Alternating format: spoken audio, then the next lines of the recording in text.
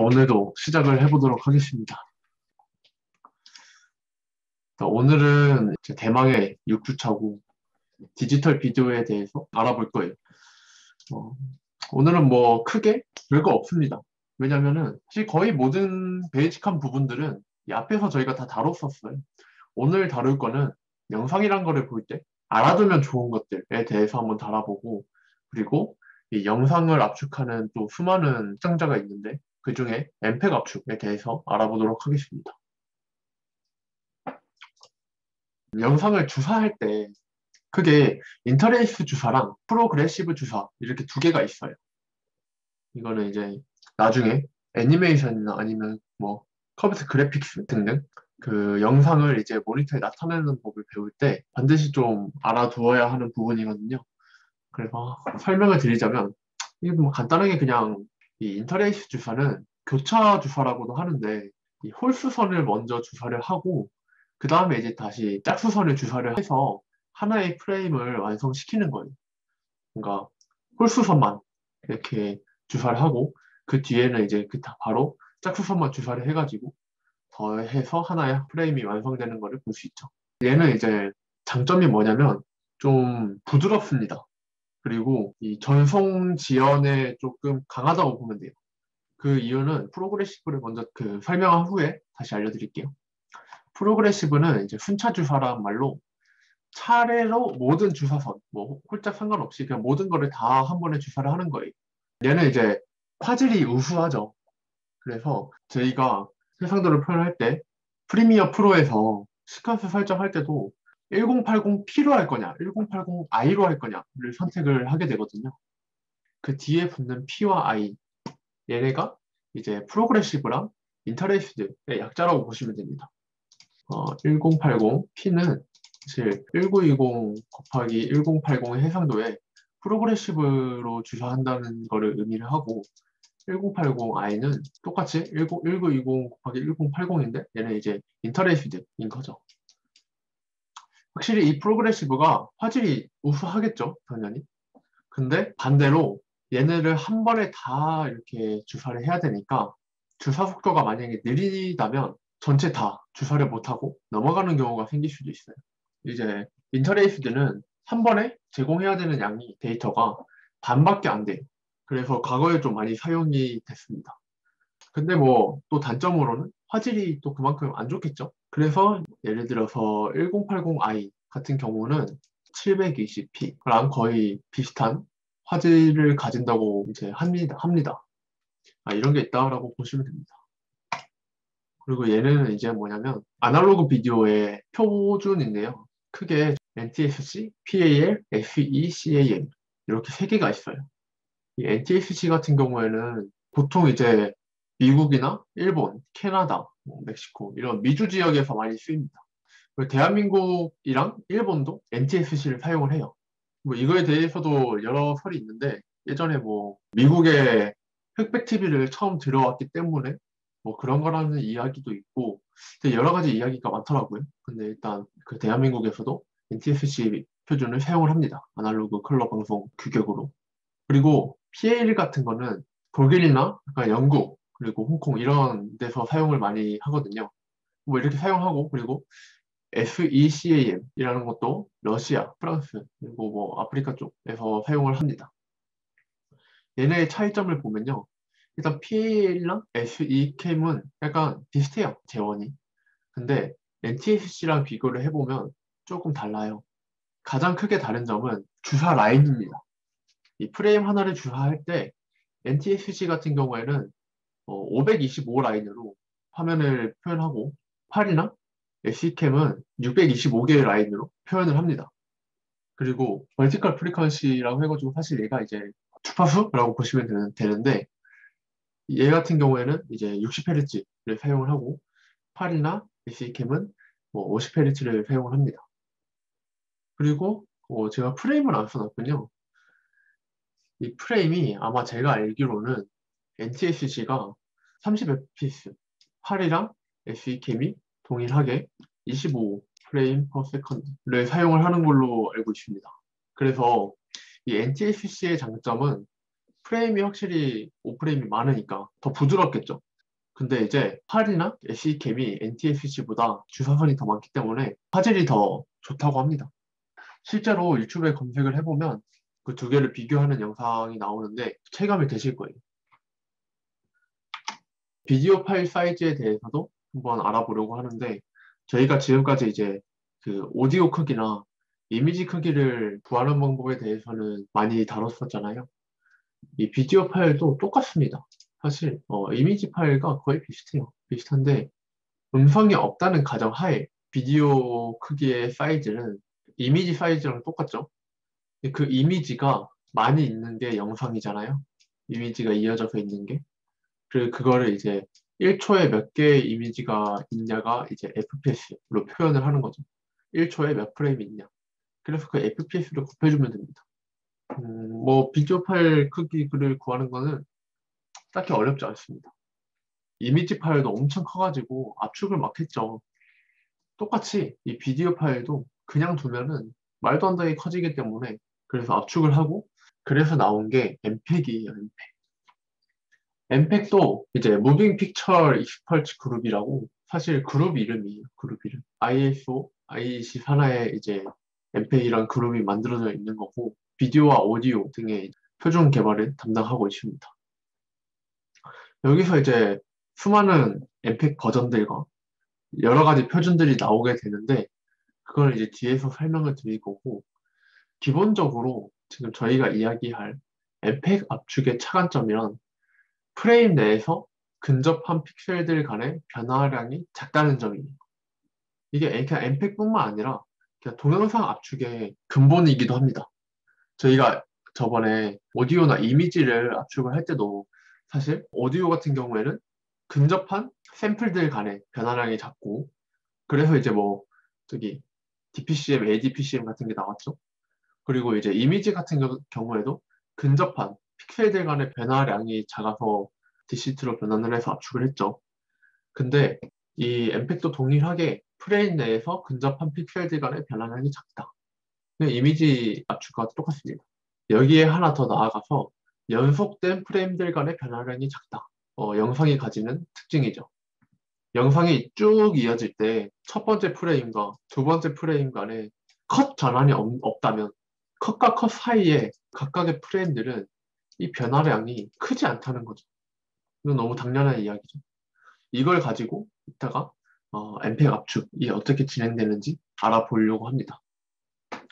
그래서 엠팩은 아까 처음에 여러 가지 버전이 있다고 했는데 제가 중요한 것들로만 엠팩 1, 2, 4, 7 이 네 개를 설명을 드리려고 해요.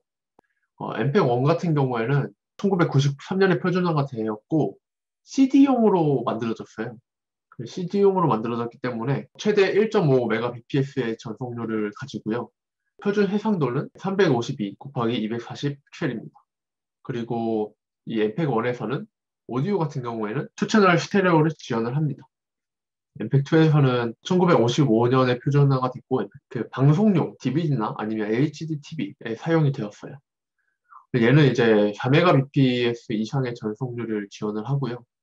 FHD 1920 곱하기 1080 해상도까지 구현이 가능합니다. 그리고 음향 또한 엠팩2에서는 5.1 채널까지 지원을 합니다. 서라운드로. 그리고 엠팩4는 1999년에 표준화가 되었는데 지금 가장 이제 많이 쓰이는 압축 기술이에요. 이 엠팩4가. 웹이나 모바일에서 사용할 때 거의 대부분 엠팩4를 이용을 해서 업로드를 하고 있고요. 그리고 얘 같은 경우에는 전송 속도가 낮지만 압축률이 되게 높습니다.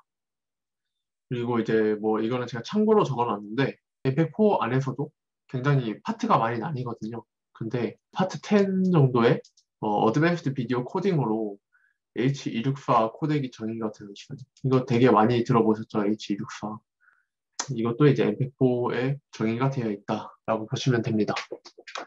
그리고 엠팩7은 뭐냐면 사실 얘는 다른 개념인데 제가 지금 멀티미디어 정보 검색이라고 적어놨죠. 그러니까 정보 검색에 사용되는 압축 표준이에요. 최근에 데이터가 엄청 많잖아요. 데이터가 엄청 많은데 그 데이터 중에서도 미디어 데이터도 엄청 많습니다. 미디어 데이터라 하면은 여러 가지가 있겠지만 멀티미디어 데이터에 대해서 검색을 좀 쉽게 하기 위해서 MP7이라는 표준이 나왔다고 생각을 하시면 됩니다. 그래서 오늘 저희가 알아볼 애는 엠팩1이에요, 엠팩1.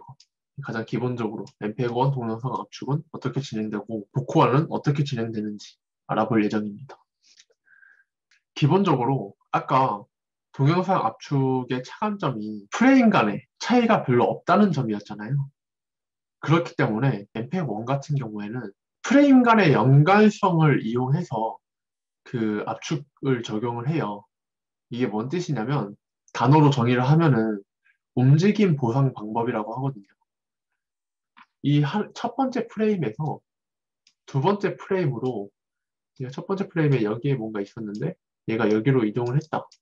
그리고 배경은 똑같을 거잖아요. 배경은 똑같을 때 이 움직인 것만 다루겠다는 거죠, 데이터를. 그래서 움직임을 보상하기 위해서 여러 가지 프레임 타입이 있는데 크게 I 프레임과 P 프레임과 B 프레임이 있습니다. 이제 I 프레임은 뭐냐면 그냥 기준이라 보시면 돼요. 키 프레임이라고도 하는데 이제 단일 프레임 단위로 압축을 진행하는 겁니다. 그러니까 원래 오리지널 아날로그 영상이 있겠죠. 표현하기는 어렵지만 아날로그 영상이 있으면 이 하나의 프레임에 대해서 저희가 JPEG 압축을 하잖아요. 그쵸? 이미지를 압축하기 위해서 이렇게 압축을 하는 게 i프레임이에요. 그냥 프레임 하나를 통째로 압축을 한 거죠. 그러면 P프레임은 뭐냐면 이 i프레임 또는 이제 과거의 P프레임을 기준으로 해서 움직인 부분만 압축을 하는 겁니다. 지금 여기 보면요. 이게 만약에 첫 번째 프레임이고 얘가 두 번째 프레임이라고 보면 이제 이 공이 원래는 여기 있었다가 여기로 이렇게 이동을 했어요. 얘는 가만히 있었죠. 그러면 이 움직이는 부분만 예측을 해서 얘랑 얘의 차이만 압축을 한다는 겁니다. 그리고 B프레임 같은 경우에는 P프레임은 과거 데이터만을 가지고 움직임을 예측해서 보상을 줬다면 B프레임은 과거 데이터뿐만 아니라 미래 데이터까지 이제 가져와서 쌍방향 예측을 한다는 거죠. 이해가 되시나요? 간단하게 생각하면 I프레임은 단일 프레임 단위로 압축이 하다. 그리고 P프레임은 이전 프레임을 기준으로 움직임을 예측해서 압축을 한다. 그리고 B프레임 같은 경우에는 이전 프레임뿐만 아니라 이전 프레임과 이후 프레임 그 두 개를 참고해서 쌍방향 예측을 한다. 라는 차이가 있습니다. 자, 얘를 가지고 그러면 어떻게 압축이 진행이 되냐면요. 예를 들어서 30fps가 있다고 쳐요. 얘가 1세컨이겠죠? 그러면 1초 동안 30개의 프레임이 있는데 얘를 이제 압축을 한다 했을 때 i프레임 같은 경우에는 이 첫 번째 프레임을 그대로 이렇게 압축을 진행을 합니다. 아까 JPEG 압축을 한다고 이야기를 했었죠. 그런 압축된 프레임이 생길 거고 이 프레임을 기준으로 이전 프레임을 예측해서 차이값만 저장하는 게 P프레임이다 말씀을 드렸죠. 이걸 기준으로 P프레임이 만들어지고요. 이 B프레임 같은 경우에는 이전 프레임, 과거의 프레임과 미래의 프레임을 둘 다 예측을 해서 이제 B프레임을 만들어내는 겁니다. 자, 그래서 순서가 어떻게 되냐면요. 이게 제가 임의로 만든 거거든요. 이 15개의 프레임이 있을 때 일단 먼저 P프레임이 있어야겠죠. I프레임이 있고 첫 번째로 이제 압축을 합니다. 그 다음에 해야 될 게 P프레임 압축이랬죠. 그 다음에 그래서 P프레임을 압축을 해요. 두 번째. 자, P프레임을 압축을 한 다음에 I프레임, 과거 프레임과 미래 왜 이러지? 미래 프레임을 기준으로 중간에 B프레임을 만들어낸다고 했잖아요. 네, 차례대로 만들어내면 됩니다. 3, 4, 5, 6, 7. 자, 그러면 여기까지 만들어졌죠. 그 다음에 또 다음 P프레임을 찾아요. 그 다음 P프레임은 여기 있죠. 이 P프레임은 얘를 기준으로 또 예측을 해서 만듭니다. 얘가 이제 여덟 번째로 만들어졌으면 얘랑 얘를 가지고 얘를 만들고 얘랑 얘를 가지고 또 얘를 만들고 또 얘를 만들고 자, 그 다음은 또 똑같이 반복이 되겠죠. 얘를 가지고 또 이 P프레임을 만들고 그리고 또 얘를 가지고 얘 만들고 얘 만들고 얘 만들고 이렇게 진행이 될 겁니다. 자, 그럼 반대로 이 압축된 애를 다시 이제 데이터로 원상 복구시키려면 어떻게 찾아가야 될까요? 똑같죠. 일단 먼저 아이프레임은 단독적으로 압축이 된 거잖아요. 네, 단독으로 그러면 복호화가 된다는 거죠. 그래서 얘를 먼저 복호화시키고 그 다음에 얘를 가지고 P프레임을 복호화시키고 P프레임 밑에 있던 애들을 그대로 똑같이 복호화를 시키고 그 다음에 다시 또 그 다음에 P프레임을 복호화를 시키고 그 다음에 또 이제 복호화를 하고 이런 식으로 압축과 디코딩이 진행을 될 겁니다. 엠팩1에서는 중요한 개념이 한 가지 더 있는데 얘가 바로 이제 GOP, 그룹 오브 피처스라는 거예요. 자, 여기까지 봤을 때 뭔가 한 가지를 눈치를 챌 수도 있는데 이 아이프레임, 키프레임이 되게 중요하다는 거죠.